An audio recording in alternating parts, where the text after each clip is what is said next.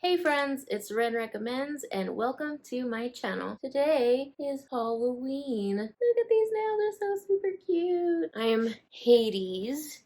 If you cannot, well, you probably couldn't tell by just me sitting down with his crazy makeup. This is supposed to be representing of his his dress, and it has the skull. I'll show you his picture here, and this is just supposed to be a representation of that skull. I'm super excited to be something different this year because I've spent the last 3 or 4 years literally being a panda. So something different was really nice to do. I already had the blue hair, so I was just like, you know what? I'm going to embrace the blue that I have. And this is what I came up with, and I think it's super freaking cool. I hope y'all have an awesome Halloween yourselves. Anyway, I got a big day ahead. We're about to have a Halloween party plus birthday party for my roommate. That's gonna be super cool. She's been getting ready for it all day, and that's gonna be amazing. So happy birthday, Carter. Thank you for having that little soiree here at home. Before I get started, I wanted to show y'all something. This is a project I've been working on all month long, but I wanted to get it done by today, but alas, that is not happening. But it's almost done. It's almost done, and I've worked really hard on it and spent a lot of time on it.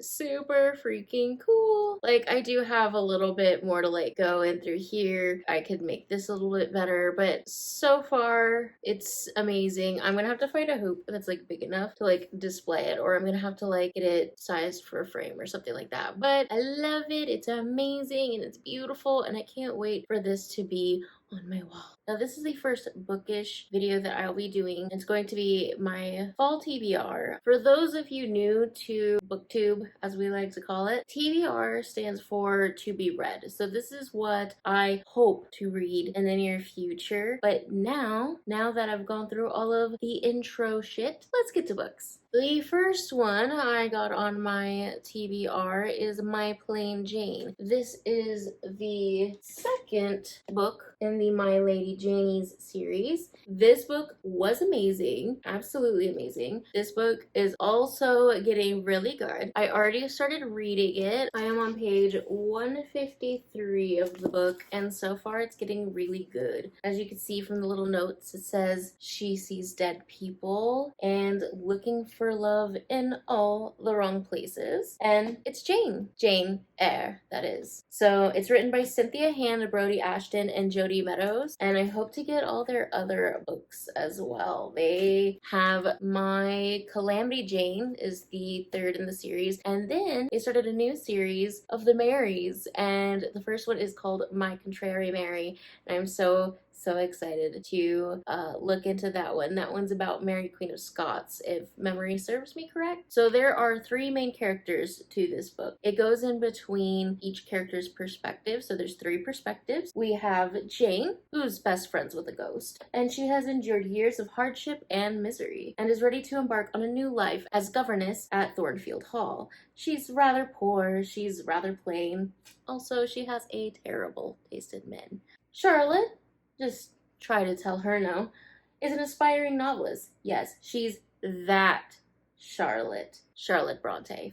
And she's determined to capture her friend Jane's story, even if it means worming her way into the most epic ghost hunt this side of Wuthering Heights. And Alexander, ghost hunter extraordinaire. He's an agent of the Society for the Relocation of Wayward Spirits. He's about to discover something very disturbing going on at a little place called Thornfield. Reader, there will be murder, mayhem, conspiracy, and of course, romance. Prepare for an adventure of gothic proportions, in which all is not as it seems, and a certain gentleman, Mr. Rochester, is hiding more than skeletons in his closet. I recommend this series to everybody, especially if they love historical fiction. It's very fiction-based. The Jane Eyre story is a fiction itself. If it's not, then I'm unaware. The next book we have is The Strange Case of the Alchemist's Daughter. Now, this is by an author I've never really heard of. Her name is Theodora Goss. This just seemed like a super good read. I've been eyeing it since I think last year, but I was like, oh my god, this is such a great Halloween book. For me, the Halloween aesthetic lasts until the end of the year, so So this one is about Mary Jekyll. She's alone and penniless following her parents' death. She finds herself drawn into the secrets of her father's mysterious past. A clue leads her to believe that Edward Hyde, her father's former friend and a murderer, may be nearby. And there is still a reward for information leading to his capture. A reward that would solve all her immediate financial woes. But her hunt leads her not to Edward Hyde, but to Diana, his daughter, a near feral child left to be raised by nuns. With the assistance of Sherlock Holmes and Dr. Watson, Mary continues her search for the elusive Hyde and soon gathers around her more women, all of who've been created through terrifying experimentation. Beatrice Rappaccini, Catherine Moreau, and Justine Frankenstein. When their investigation leads them to the discovery of a secret society of immoral and power-crazed scientists, the horrors of their past soon arrive on their doorstep as well. And now it is up to the five of them to stop the malicious machinations of the Société des Alchemistes. I hope I'm saying that right because I don't know French. Quite simply, it is time for the monsters to triumph over the monstrous. Hell yeah. I can't wait until to get it. I mean, it freaking has Sherlock Holmes, Watson, Justine Frankenstein. Like, heck yeah. Why not try and read this book? It sounds freaking amazing. The third book that I have on my TBR is Kingdom of the Wicked by Carrie Maniscalco. I've heard a couple things about this book. I believe I learned about it on Haley and Bookland's TBR for October or for just fall in general. I don't remember. It sounded really good, so I wanted to give it a try. It's about two sisters, one brutal murder, a quest for vengeance that will unleash hell itself, and an intoxicating romance. Emilia and her twin sister Vittoria are streghe, witches who live secretly among humans, avoiding notice and persecution. One night, Vittoria misses dinner service at the family's renowned Sicilian restaurant. Emilia soon finds the body of her beloved twin, desecrated beyond belief. Devastated, Emilia sets out to find her sister's killer and to seek vengeance at any cost, even if it means using dark magic that's been long forbidden. Then Emilia meets Wrath, one of the wicked princes of hell she has been warned against in tales since she was a child. Wrath claims to be on Emilia's side, tasked by his master with solving a series of women's murders on the island. But when it comes to the wicked, nothing is as it seems. And then it has a thing with the different houses. I don't know if these are like different families or if they're just castles. I am so excited to start reading it. Look how cool that page is. If I cannot bend the will of heaven, I shall move hell. Like, that's super, that's awesome that they did that with the pages. Super cool. The fourth book on my TBR is Stalking Jack the Ripper. This is also by Carrie Maniscalco. So I've been eyeing this book for years now. Like, literally, when did this book come out? 2016? Yeah, it's probably been about since then that I was just like, I have to read this book at some point, and I never did. That's gonna change very soon. I've been wanting to read this series for a long time. There's more, I think there's 3 or 4 more to the series, and hopefully I really enjoy this one. That way I can get to those and actually read those and enjoy them. He's the infamous killer no man has ever been able to find. Now it's a girl's turn. Groomed to the perfect high-born Victorian lady, Audrey Rose Wadsworth has a decidedly different plan for herself. After the loss of her beloved mother, she is determined to understand the nature of death and its workings. Trading in her embroidery needle for an autopsy scalpel, Audrey secretly apprentices in forensics. She soon gets drawn into the investigation of serial killer Jack the Ripper, but to her horror, the search for clues brings her far closer to her sheltered world than she ever thought possible. Inspired by the infamously unsolved case, this dazzling debut by Carrie Maniscalco weaves an atmospheric tale of beauty and darkness, in which a remarkably modern Victorian girl discovers that some buried secrets simply won't stay dead. I can't wait to see what she does in this world. The fifth book in my TBR is The Babysitter's Coven by Kate Williams. I think I saw it like a couple years ago in the library as like a featured of theirs during the Halloween season, but I did not pick it up because I am not the biggest fan of contemporary, but I did think this one was interesting because it is about witches and it is Halloween season. I really wanted to do something in contemporary just to break up the heavy, dark stuff. This one is about 17-year-old Esme Pearl, and she has a babysitters club. She knows it's kind of lame. What else is she supposed to do? Get a job? Gross. Besides, Esme likes babysitting, and she's good at it. And lately, Esme needs all the cash she can get because it seems like destruction follows her wherever she goes. Let's just say she owes some people in a tree. Enter Cassandra Heaven. She's Instagram model hot, dresses like she found her clothes at a dumpster, and she has a rebellious streak as gnarly as the cafeteria cooking. So why is Cassandra willing to do anything, even take on a potty training 2-year-old, to join Esme's Babysitters Club? The answer lies in a mysterious note Cassandra's mother left her. Find the babysitters. Love, Mom.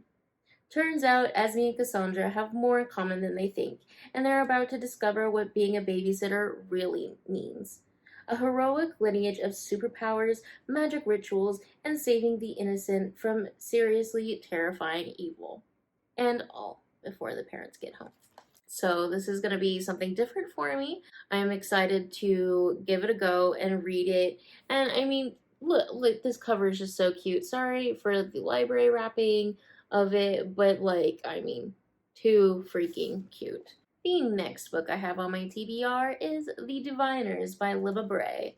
Yeah, I tried to read this book back in like 2015 or something like that, or 2016, and I just couldn't. I couldn't get through it. It was just not what I needed at the time, I guess. But I am hoping to bring this book back from the dead. It poses the question: do you believe there are ghosts and demons and diviners among us? Evie O'Neill has been exiled from her boring old hometown and shipped off to the bustling streets of New York City.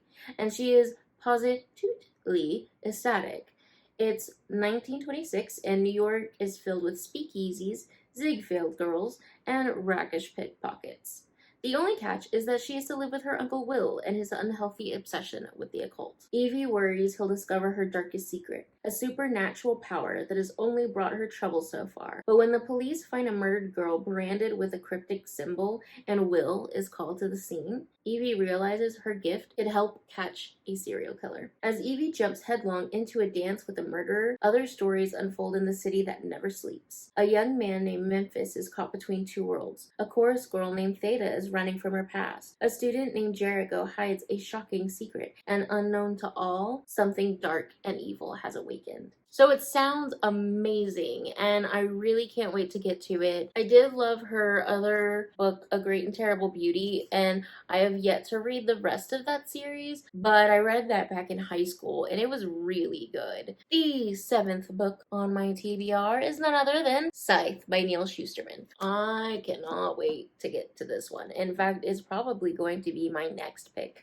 that after my Plain Jane, I'm probably going to pick this one up because I have it on my shelf as well. And you might be saying, Ren, why do you have two of the same book? The fact is that I do not. The fact is that this is actually Thunderhead. And the only reason that it has the Scythe cover on it is because I accidentally left the book with an X, and I don't speak to that person anymore. So I have to read the library version of it first before I buy the copy again, just to make sure that I want to continue with the series. But I mean, I was reading Thunderhead like it was Scythe for like a month or something like that, and it was really good. I stopped reading Thunderhead once I found out that it was the second book, but I really cannot wait to get into this book.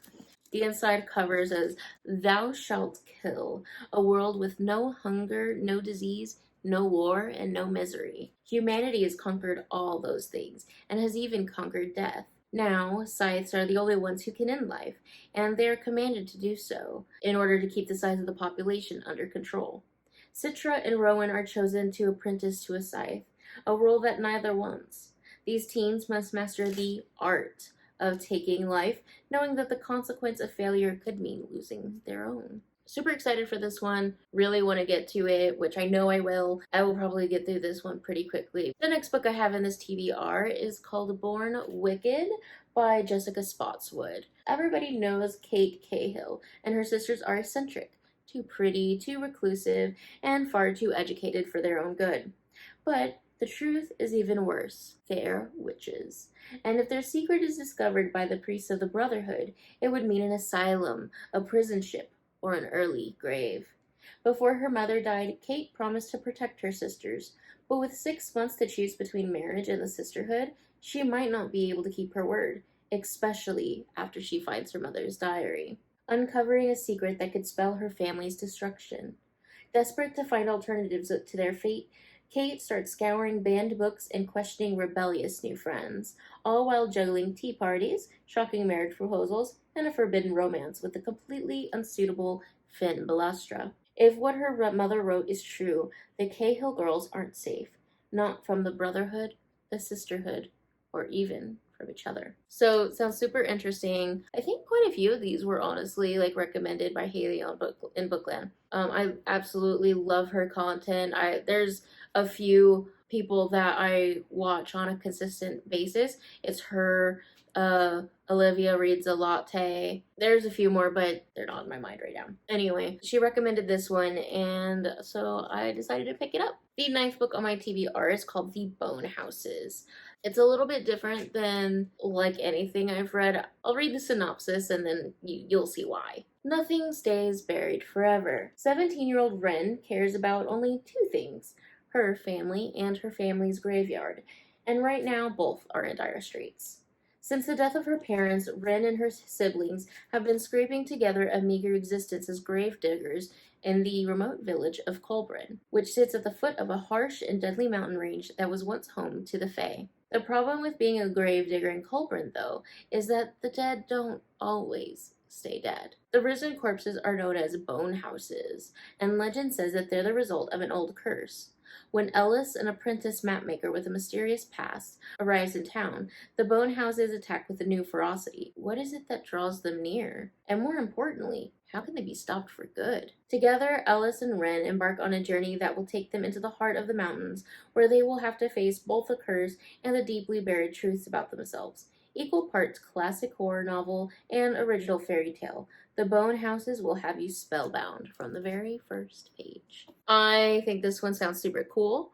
I want to know why there's these things called the bone houses. Basically, zombies is what it sounds like. Zombies. If you watch The Walking Dead, kudos to you. I don't. I've watched bits and pieces, but I have definitely played the video games. It's such an amazing game. I brought it over to you so that way you could see it. This is my brother's copy. I have the definitive series, and it has all there's 5 or 6 episodes or something like that, and it is so good. My brother's actually coming over in just a little bit, and we're gonna play this until the party starts.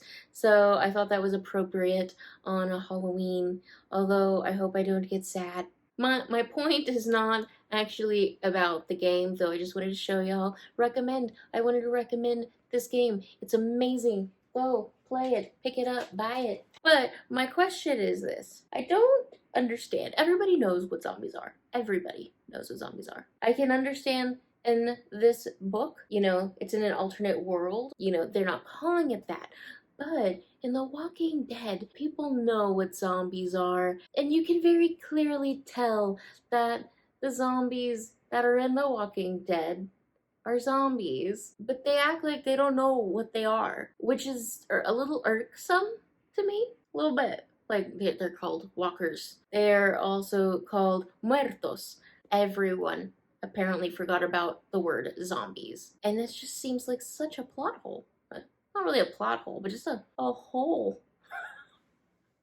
I don't know. It just gets my goat for some reason. I don't understand it. I'm just like, why wouldn't they just call it? It's set in America, but they knew what zombies were. And it irks me that they didn't just say zombies. Why not? Who thought to just be like, oh, no, those are walkers? Because they walk. I didn't get it. It was just like, alright, sure. I don't know if they were trying to make it more original or something, but they're clearly zombies. Carrying on is really not that important. This next book that I'm getting to, I have been trying to read for the past forever. I keep putting it off, and I don't know if it's because I feel like it's more middle grade, even though I don't think it is. It's Miss Peregrine's Home for Peculiar Children. And I know there's a movie out already. I've not seen the movie. I've always been in love with like the covers and like the pictures on the back, just really like creepy pictures.